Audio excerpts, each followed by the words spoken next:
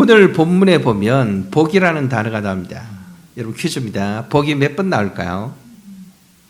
오늘 읽은 본문에 한 번 나올까요? 세 번 나올까요? 두 번 나옵니다. 그죠? 27절 끝에 보세요. 복이 있나니. 28절 끝에 보면 복이 있느니라 이렇게 나오죠. 한 여자가 예수님을 향해서 복이 있나이다 라고 말하고 그것을 받아서 예수님께서 이러이러한 자가 오히려 복이 있다 이렇게 말하죠. 우리는 오늘 본문에서 여자가 말한 복과 예수님께서 말씀하신 복이 어떻게 다른가를 잠시 생각해 보려고 합니다. 그리고 우리가 복 많이 받으세요라고 말할 때 우리가 생각하는 복과 예수님께서 우리에게 정말로 주시기를 원하시는 복이 같은가 아니면 다른가 이걸 좀 생각해 보려고 하는 거예요. 예수님의 말씀을 따라 진짜 복을 받는 사람이 될 때에 그래야 우리가 그리스도인으로서 의미가 있고 진짜 복받은 자다 이렇게 말할 수 있겠죠. 사랑하는 김포 장로교회 성도 여러분, 그리고 이 자리에 함께 하신 성도 여러분, 정말로 복받는 것은 정말로 무엇이 복을 받는 것일까? 우리는 물질적인 풍요를 누리는 자본주의 시대 속에 살면서 무엇을 복이라고 생각하는지 잠시 헤아려 보지 않을 수가 없습니다. 본문에 보면 한 여인의 외침이 나오는데요. 무리 중에서 한 여자가 음성을 높여 외칩니다. 당신을 뵌 태와 당신을 먹인 젖이 복이 있습니다. 당신을 뵌 태와 당신을 먹인 젖이 복이 있다. 참으로 갑작스러운 반응이었습니다. 아마도 모든 사람들이 이 여인을 주목했을 것입니다. 군중들은 예수님의 사역에 대해서 놀라고 있었습니다. 앞서 14절에 보면 예수님께서 말 못하게 하는 귀신을 쫓아내는 기적이 나옵니다. 무리들이 너무나 놀라웠습니다. 물론 그 중에 어떤 사람들은 예수님을 모함하고 있었지만 보다 많은 사람들은 예수님의 기적을 보고 놀라곤 하였습니다. 자기들의 눈으로 목격하고 있으면서도 도무지 믿을 수가 없었습니다. 사람은 그런 능력을 행할 수 없기 때문이죠. 그 중에 어떤 이들은 바알세불을 힘입어 귀신을 쫓아낸다고 비난하기도 합니다. 하늘로부터 오는 표적을 더해보라고 시험을 부추기기도 합니다. 그렇게 예수님을 구경거리로 만들고자 하였습니다. 이런 자들을 향하여 예수님께서 변론을 하시는데 그때 한 여인이 무리 중에 외친 것입니다. 당신을 뵌 태와 당신을 먹인 젖이 복이 있습니다. 이 여인의 말은 우리가 흔히 쓰는 표현이 아니죠. 유대인들의 관용적 표현입니다. 관용적 표현. 내용을 풀어보면 이런 뜻이죠. 예수님, 당신의 가르침과 행하시는 사역은 참으로 놀랍습니다. 그래서 당신을 낳으신 어머니는 참으로 복됩니다. 이렇게 칭송하는 거죠. 그러니까 예수님을 칭송하는 것을 훨씬 넘어서서 당신이 너무나 위대하니 당신을 낳은 어머니는 정말로 위대하다. 이렇게 칭송하는 거죠. 한 여인의 외침, 그것은 누가 시킨 것이 아니었습니다. 자기 마음속에서 저절로 터져나온 말입니다. 어쩌면 침묵하고 있었던 많은 사람들의 반응을 그대로 반영하는 것이라 이렇게 말할 수 있습니다. 여인의 반응에서 우리는 여인이 가지고 있었던 생각을 조금 읽을 수 있습니다. 어떤 생각이었을까요? 여인은 그 누구도 행할 수 없는 기적을 눈으로 보았습니다. 어느 누구도 따라갈 수 없는 언변으로 무리들을, 자기를 대적하는 무리들을 압도하는 예수님을 보았습니다. 그 순간 여인은 마음속 깊은 곳에서 솟구쳐 올라오는 놀라움과 부러움을 느꼈습니다. 그래서 외친 거죠. 당신을 뵌 태와 당신을 먹인 젖은 복이 있도다. 예수님, 당신은 정말로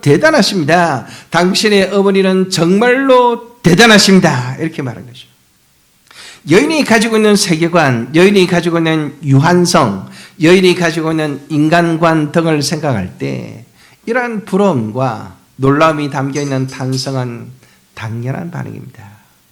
그래서 예수님을 향해 당신은 복받은 사람이다 라고 외친 거죠. 자, 이런 말을 듣고 나서 예수님께서 어떻게 반응하셨을까요? 우리는 예수님의 반응에 주목하지 않을 수가 없습니다. 28절을 한번 보십시오. 28절 같이 한번 읽겠습니다. 같이 읽습니다. 시작. 예수께서 이르시되 오히려 하나님의 말씀을 듣고 지키는 자가 복이 있느니라 하시니라. 여러분, 이 반응에 대해서 어떻게 생각하세요? 한번 상황을 헤아려 생각해 보시길 바랍니다. 어떻게 생각하세요? 자연스러운 반응일까요? 아니면 좀 낯선 반응일까요? 예수님은 일반적인 사람들처럼 이런 칭송에 혹하지 않았습니다. 우쭐대지도 않았습니다. 아이, 별 말씀을 다 하십니다. 이렇게 반응하지도 않았습니다. 예수님의 말씀을 듣고 감복하여 예수님을 옹호하려는 이 여인의 말에 대해서 뭔가 좀 칭송이라도 하고 뭔가 좀 고맙다는 말이라도 하고 뭐 이런 반응을 보여야 되지 않을까요? 근데 예수님은 너무나 차갑게 반응하고 있는 것을 볼 수 있습니다. 뭔가 예수님 마음속에는 너무나 중요한 것이 자리 잡고 있고 꿈틀거리고 있었기 때문에 그걸 얘기하고 싶었던 거죠. 뭐라고 반응합니까? 오히려 하나님의 말씀을 듣고 지키는 자가 복이 있다. 너는 내가 행하는 기적을 보면서 나를 뵌 태와 나를 먹인 젖이 복이 있다라고 생각하느냐? 나의 어머니가 정말로 복이 있다고 생각하느냐? 나의 어머니가 정말로 위대하다고 생각하느냐? 아니다. 오히려 복이 있는 사람은 따로 있는데 진짜 복이 있는 사람은 하나님의 말씀을 듣고 지키는 자가 복이 있다. 이렇게 말하는 것이죠. 사실 누구든 복이 있다라는 칭송을 좋아합니다. 이런 칭송을 들으면 그냥 입꼬리가 올라가게 돼 있죠. 당신이 한 일을 보니, 당신이 이런 업적을 보니, 당신이 하는 말을 보니 참으로 복이 있군요. 당신뿐만 아니라 당신을 낳으신 어머님도 정말로 복이 있으시군요.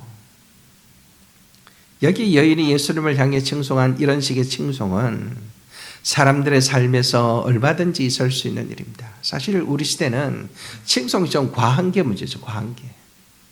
그죠? 좋아요가 없으면 괜히 긴장이 되는 그런 시대 속에 우리가 살고 있죠. 그런데 예수님은 아주 냉정하게 이렇게 말합니다. 오히려 하나님의 말씀을 듣고 지키는 자가 복이 있다. 여기 여인의 말과 예수님의 말은 어떤 차이가 있을까요? 세 가지로 생각해 보려고 합니다.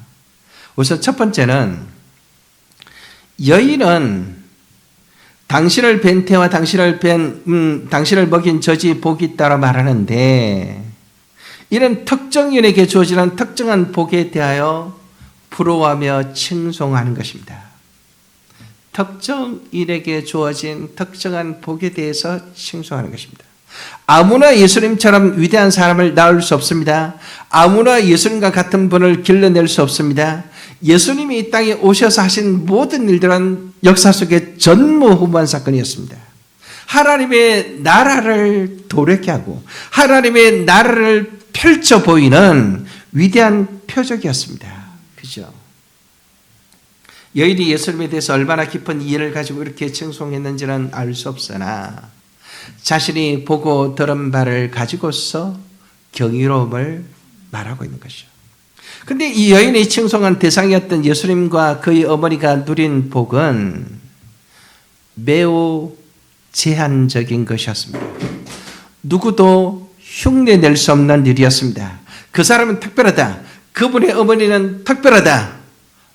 라고 끝입니다. 누구에게나 그런 복이 다시 주어질지 알 수 없습니다.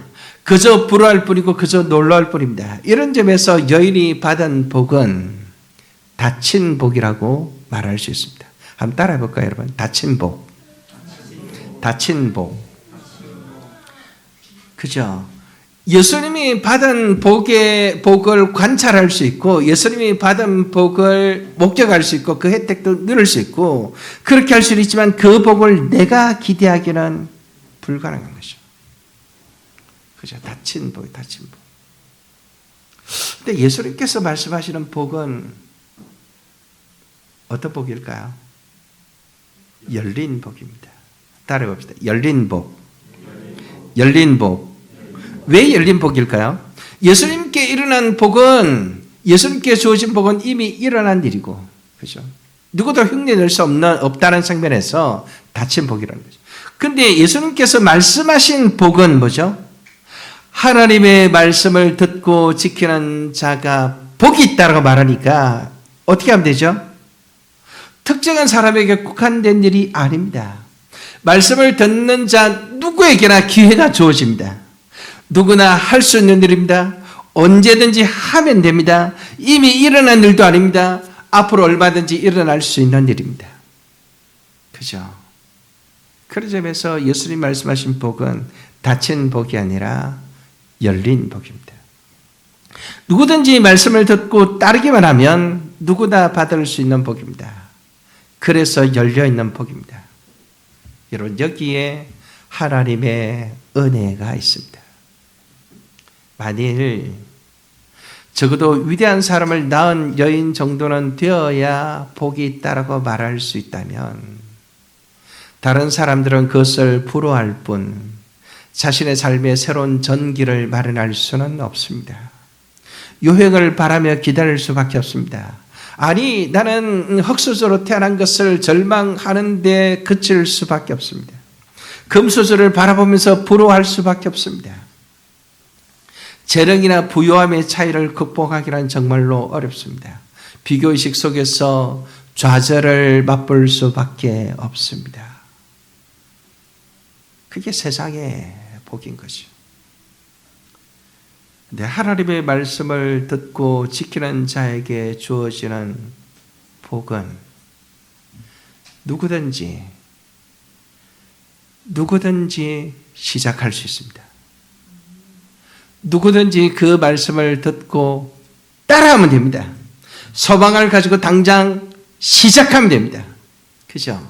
하나님께서, 예수님께서 약속하셨을진데 그 약속은 반드시 이루어질 것입니다. 여인이 말한 복이 사실인 반면에 예수님께서 말씀하신 복은 약속입니다. 여인이 말한 복은 과거를 가리키지만 예수님께서 말씀하신 복은 미래를 가리킵니다. 예수님께서 말씀하신 복이 진짜 우리에게 소망이고 우리가 앙망해야 될 그런 복이라 말하지 않을 수가 없는 것이죠. 두 번째로 생각할 점은 여인의 말이 이스라엘의 관종적 표현이었음을 생각할 때 여인의 말은 사람에게 주목하게 만드는 것인데 반하여 예수님이 말씀하신 복은 하나님께 주목하게 만듭니다. 그렇죠? 당신을 벤태와 당신을 먹인 저지라는 표현은 누구를 주목하게 만듭니까? 예수님을 주목하게 하고 예수님의 어머니를 주목하게 만듭니다. 그게 누구야? 그 사람이 무엇을 했는데? 그 엄마는 도대체 어떤 사람이었어? 어느 지역 출신이야? 어느 학파에서 공부했길래 저렇게 말을 잘해? 분명히 예수님을 낳은 어머니면 위대한 복을 받았음에 틀림없어. 그러나 그 어머님 마리아조차도 하나님의 자리에 대신 앉을 수는 없는 것입니다. 앉아서도 안 되겠죠.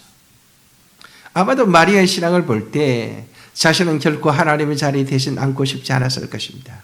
성경에서 말하는 마리아는 정말로 진실하고 겸손한 여인이었습니다. 그런데 무리들은 단지 마리아가 예수님을 낳았다는 사실 하나에 주목하면서 그를 칭송해서 하나님의 자리에까지 올려버리는 그런 우를 범하는 것을 보게 됩니다. 마리아를 숭배하는 일은 매우 심각한 문제 중에 하나라고 말하지 않을 수 없습니다.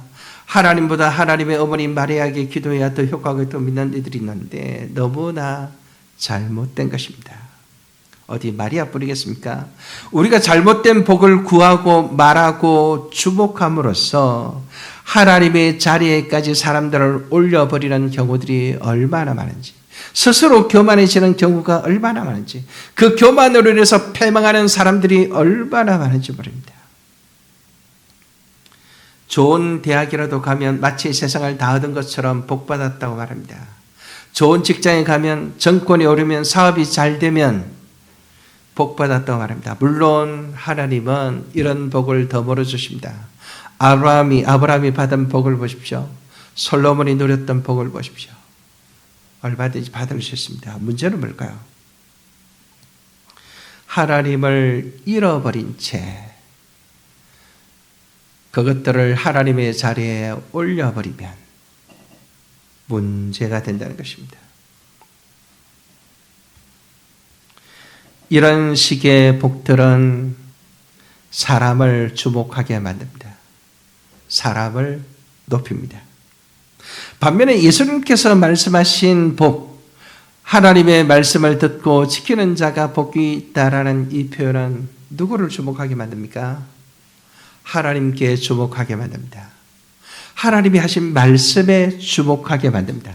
하나님의 말씀을 듣고 지키는 자가 복이 있다고 말하니까 복을 받으려면 어떻게 되죠? 하나님이 누군지 알아야 됩니다. 하나님이 무슨 말씀을 하시는지 들어야 됩니다. 하나님의 말씀을 듣고 그 말씀을 생각하고 그 말씀대로 살아야 됩니다. 그래야 복을 받는 거니까. 그러니까 누구를 주목하게 되죠? 하나님을 주목하게 됩니다. 하나님이 누구신지, 하나님의 말씀이 무엇인지 주목하게 됩니다. 어떻게 지켜야 되는지 사람들에게 물어보게 됩니다. 힘들면 도와달라고 말하게 됩니다. 그렇죠? 여러분, 우리가 자녀들을 양육하면서 부모들의 삶과 대화 속에서 어떻게 표현하고 어떻게 말하느냐, 어떻게 살아가느냐, 이것은 굉장히 중요하죠. 특별히 아이들을 칭찬할 때 어떻게 칭찬하느냐 하는 것이 참 중요합니다. 인간적인 칭찬으로 사람을 주목하게 만들 것인가? 성경적인 칭찬으로 하나님을 주목하게 만들 것인가? 우리가 가정에서 자녀를 교육할 때 세상에 속한 사람으로 길러내고 있는지 아니면 예수님의 제자로 길러내고 있는지 우리 자신을 깊이 돌아보지 않을 수가 없습니다. 여러분, 세상에 속한 사람으로 가느냐, 예수님의 제자로 가느냐, 그 갈림길에 인간의 말과 하나님의 말씀이 있습니다. 제가 세문학교 교장으로 있을 때 우리 아이들에게 매주 월요일 아침마다 웨스트민스터 신앙 고백서를 가르쳤습니다. 웨스트민스터 신앙 고백서는 여러 번 말했지만 성경의 가르침, 성경의 교리를 엑기스만 아주 핵심만 잘 요약한 요약지와 같기 때문에 그것을 자녀들이 가르치는 일은 얼마나 중요한지 모릅니다. 제가 월요일 아침에 전교생들이 함께 모이는 자리에서 제가 늘 얘기했는데 아이들하고 참 재미있는 시간을 보냈습니다. 그렇게 보냈더니 그 당시 초등학교 1학년 친구가 자기 친구에게 편지를 썼어요. 예준이가 성현이에게 초등학교 1학년입니다. 초등학교 1학년. 그 카드를 썼는데 선생님이 그 카드를 보고는 놀래가지고 교장실로 가져온 거예요. 제가 읽어보고 그때 메모를 남겼는데요. 이렇게 썼습니다. 성현아, 축하해, 축복해. 그러 너는 하나님의 작품이야. 언제나 그걸 잊지 마. 하나님이 너에게 언약을 주셨다다. 아멘. 이 말씀을 잊지 마. 사랑해. 하나님이 너에게 자유를 주셨어. 하나님이 너에게 칭의를 주셨어. 예준이가 성현이에게 이렇게 쓴 거예요. 그 소유분담을 가르치면서 아이들에게 자유라는 개념, 칭의라는 개념, 언약이라는 개념 이런 것들을 가르쳤는데 아이들이 그것을 기억하고 친구를 축하하면서 이런 표현을 쓰는 거죠. 여러분, 우리가 아이들을 가르치거나 우리 교회에 새롭게 오는 새가족을 말씀으로 가르칠 때 정말로 사람을 주목하게 하지 말고 하나님을 주목하도록 도와드려야 됩니다. 그렇죠? 사랑하는 김포장로교회 성도 여러분, 우리는 이 점을 꼭 기억해야 됩니다. 당신을 뵌 태와 당신을 먹인 젖이 복이 있다라고 말할 것인가? 아니면 하나님의 말씀을 듣고 지키는 자가 복이 있다라고 말할 것인가? 우리는 선택해야 합니다. 아니, 긴장을 잃지 말고 우리가 생각하는 것과 말하는 것을 살펴서 하나님이 기뻐하시는 말을 할 수 있기를 바랍니다. 우리가 목장에서 성도들과 함께 교제할 때 어떤 말을 나누는가? 어떤 말을 듣는가? 어떤 분위기를 느끼는가? 어떤 도전을 받는가? 이 점이 정말로 중요합니다. 누군가 우리 모임에 와서 들었을 때, 여기가 정말로 그리스도인 공동체구나. 그렇죠? 정말로 가족이구나. 이런 느낌이 들어야 되겠죠. 교회 대회 열매는 우리가 일상 속에서 나누는 대화로 드러날 수밖에 없습니다. 무엇을 말하고 무엇을 부러워하고 무엇을 함께 추구하고 있는가? 어디를 주목하고 있는가? 우리 모두 고민할 수 있기를 바랍니다. 서로 어색해지는 일이 가끔 있을 것입니다. 서로 불편한 일이 가끔 있을 수도 있을 것입니다. 그럼에도 불구하고 우리는 서로를 사랑함으로 말씀을 듣고 지키는 자가 복이 있다라는 것을 늘 말하고 늘 권면하고 늘 붙들어주고 그렇게 함께 교회로 자라가야 할 것입니다. 세 번째로 생각할 점은 여인의 말은 유대인들의 관용적 표현이었지만 말씀에 대한 성취를 보여주는 것으로 의미가 있었습니다. 예수님의 말씀의 성취를 보여주고 있다는 것이죠. 누가복음 1장 48절에 보면 다음과 같은 말씀이 나옵니다. 마리아가 엘리사벳을 문안했을 때 마리아가 한 말이죠. 그의 여종의 비천함을 돌보셨음이라. 보라, 이제 후로는 만세의 날을 복이 있다 일컬으리로다. 마리아가 엘리사벳을 방문했을 때 마리아가 이제 후로는 만세의 날을 복이 있다라고 사람들이 말할 것이다 라고 찬송했죠. 그게 실제로 이루어진 것을 보여준다는 거죠. 예수님의 사역은 참으로 위대한 일이었습니다. 고치시고 전파하시고 가르치시는 사역이었습니다. 무한하신 긍휼로 사람들을 돌보시고 병을 고치시고 귀신을 쫓아내시고 죽은 자를 살리시고 그 누구도 흉내조차 낼 수 없는 신적 권능이 드러나는 사역이었습니다. 신적인 권능이. 우주 만물을 만드신 하나님의 전능하심과 위대하심이 유감없이 선포되는 사역이었습니다. 그래서 무리들 속에 있는 이런 모를 여인의 입을 통해 그 예언이 성취되고 있음을 보여주는 것입니다. 예수님께서도 이러한 성취를 부인하지 아니하셨습니다. 그래서 오히려라는 단어를 사용하고 있습니다. 아니야 라고 말하지 않고 오히려라는 단어를 사용하는 것입니다. 오히려라는 단어는 여인의 이야기를 부정하는 것이 아니라 뒤에 나오는 말을 강조하기 위한 접속사입니다. 그죠? 맞아. 그것도 복이 있어. 근데 오히려 이것이 더 복이 있어. 이렇게 말하는 거죠. 이 뉘앙스를 살려서 해석해보면 이렇습니다. 예수님을 낳은 어머니, 예수님을 기른 어머니는 참으로 복이 있다고 말한 너의 말이 맞다. 잘 봤다. 이런 복은 그 누구도 흉내조차 낼 수 없는 위대하고 역사적인 이름에 틀림없다. 그러나 그보다 더 위대하고 더 역사적인 복이 있는데 그것은 바로 하나님의 말씀을 듣고 지키는 복이다. 이렇게 말합니다. 사랑하는 성도 여러분, 하나님의 말씀을 듣고 지키는 일에 대하여 어느 정도의 가치를 가지고 생각하시는지 모르겠습니다. 어느 정도의 가치를 가지고 계세요? 지킬 수도 있고 지키지 못할 수도 있고 지키면 좋고 안 지켜도 큰 문제는 없고 아담과 하와가 예수님으로부터 받은 말씀이 뭐였죠? 선악과를 먹는 날에는 반드시 죽으리라 이렇게 말했죠. 근데 아담과 하와가 먹었을 때 죽었습니까?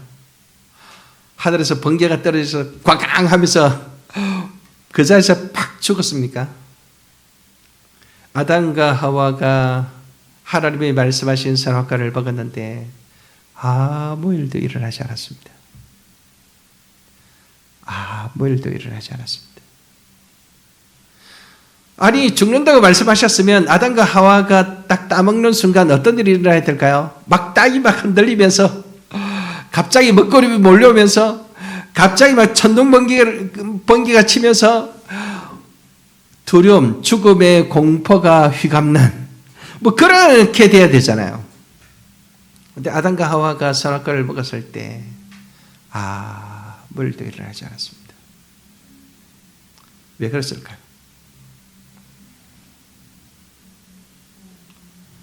하나님께서 나중에 아담과 하와에게 와서 질문을 하죠. 왜 그랬니? 4번씩이나 질문하십니다. 왜 그렇게 질문했을까요? 회개할 수 있는 기회를 주기 위해서. 아담과 하와가 회개하고 회복될 수 있는 기회를 주기 위해서 그렇게 하신 거죠. 하나님은 우리에게 기회를 주십니다.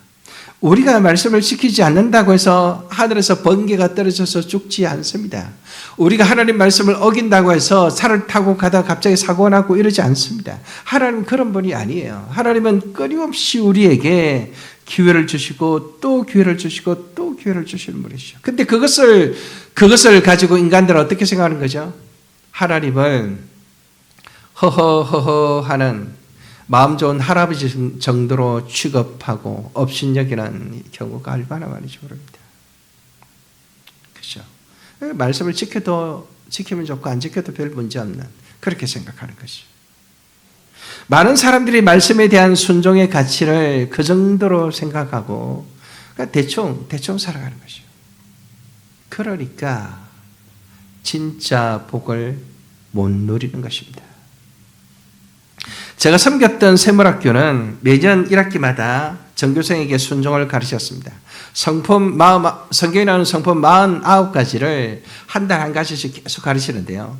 순종은 매 3월마다 반복해서 가르치니까 1학년에서 6학년까지, 유치원 2년까지 다 하면 8번을 반복해서 순종을 배웁니다. 순종을 가르치는 일은 정말로 어렵습니다. 아이들에게 가르쳐보면 진짜 어렵습니다. 혹시 우리 중에 순종은 바보 같은 거야. 인간이 인간답게 자유롭게 살아야지. 순종이 뭐야? 그것은 인권의 기본을 짓밟는 거야. 인간을 존중하지 않는 거야. 이런 식으로 생각하는 분이 혹시 있을지 모르겠어요.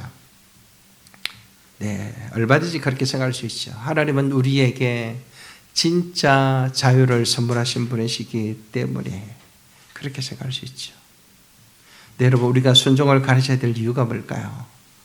순종을 가르치는 목표는 분명합니다. 하나님의 말씀을 듣고 지키도록 하기 위해서. 그죠? 하나님의 말씀을 듣고 지키도록 하기 위해서 부모가 자녀에게 순종을 가르치는 것입니다. 이런 부모는 자녀에게 모든 것을 공급합니다. 먹는 것, 자는 것, 입는 것, 모든 것을 생존을 위해서 자기가 앞으로 살아갈 일을 위해서 모든 것을 공급합니다.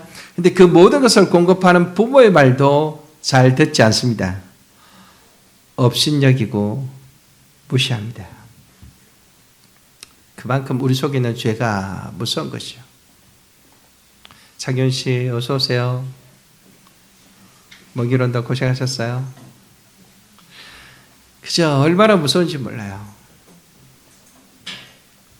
그래서 순종을 잘 가르치는 것이 참 중요합니다. 우리 그 독서학교 있을 때 그때 교장 선생님이 그런 얘기를 많이 했어요. 아이들이 자라면 언젠가는 엄마의 손에서 하나님의 손으로 바톤 터치를 해야 된다. 바톤 터치를 잘해야 아이들이 신앙을 계속해서 유지할 수 있다. 이런 얘기를 했는데요. 그 바톤 터치의 핵심이 순종이죠. 순종을 가르치는 일은, 순종을 스스로 터득하는 일은 마치 전쟁과 같습니다. 정말로 우리가 다친 복을 부러워하며 사는 어리석은 자가 아니라 열린 복, 즉 약속의 복을 바라보고 순종하는 삶을 살려면 엄청난 전쟁을 치러야 됩니다. 자기 자신과 싸워야 됩니다.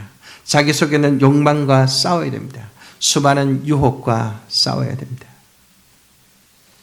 나의 자존심도 꺾고 때로는 나의 재산도 손해보고 때로는 관계도 힘들어지고 그렇게 순종을 하며 살아갈 때 누가 책임지는 거죠?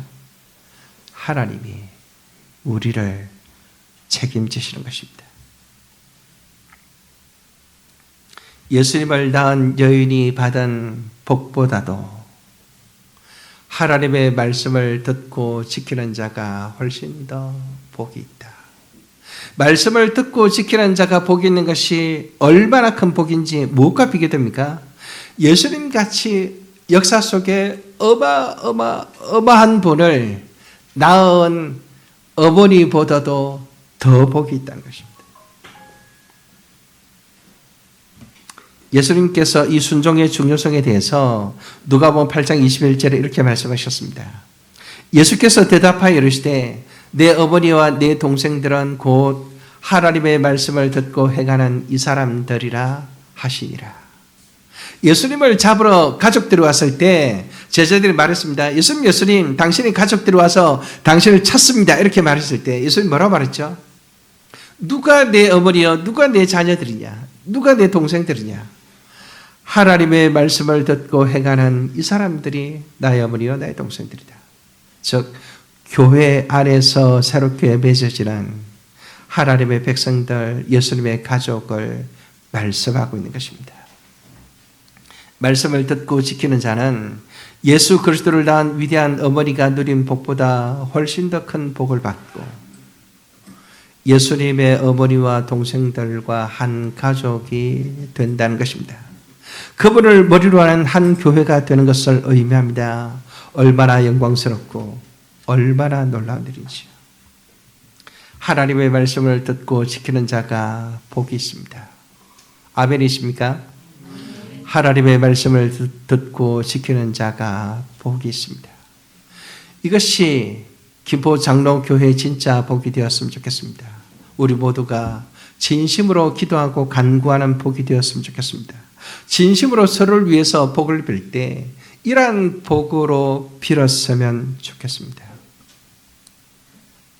세상의 명예와 자랑과 물질에 현혹되지 말고 집 크기, 연봉 액수, 노후 대책 이런 것들을 휘둘리지 말고 살아계신 하나님을 의지하고 살아계신 하나님의 말씀에 귀를 기울이고 그 말씀 하나하나를 지키기 위해서 자기 자신과 싸워 이기는 우리 모두가 되시기를 주의 이름으로 축복합니다.